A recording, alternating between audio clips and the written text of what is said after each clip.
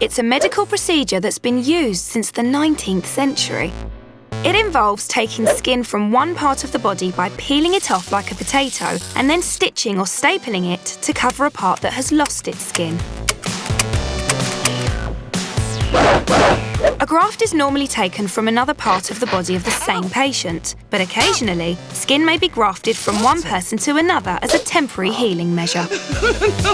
The earliest recorded attempts at skin grafts date from India 3000 BC.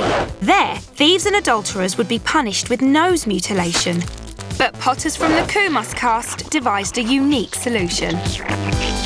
They'd slap their patient's buttocks until red and swollen, and would then cut a gluteal graft to cover the blemished beak. In Italy in the 15th century, Gustavo Branca and his son Antonius pioneered the use of arm skin flaps to repair noses damaged by syphilis.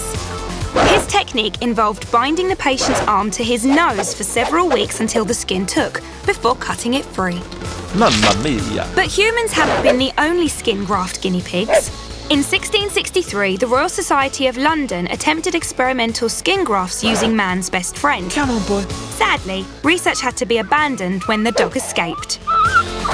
And in 1804, Italian physiologist Baronio demonstrated the first successful skin graft using a sheep. In modern medicine, skin or tissue is even taken from other species and used as temporary grafts on human patients. However, some grafts have surprising side effects. In 2008, doctors from a Nepalese hospital applied a graft to the inside of Dilaram Dakal's mouth using a section of skin from his chest. But despite its new location, his chest hair continued to grow. Dilaram's mouth and throat became so furry, whenever he'd eat, the hair would push food up and out of his nose. So, as well as a short back and sides, he now requires a regular cake hole coiffure. Something for the weekend? Fortunately, John's been a touch luckier with his graft, and the plastics team have successfully taken skin from his thigh and attached it to the injured part of his leg. All went fine. I'm quite happy and pleased with that, and hopefully, keeping the fingers crossed, with the sport of physiotherapy, we would be happy for him to be discharged.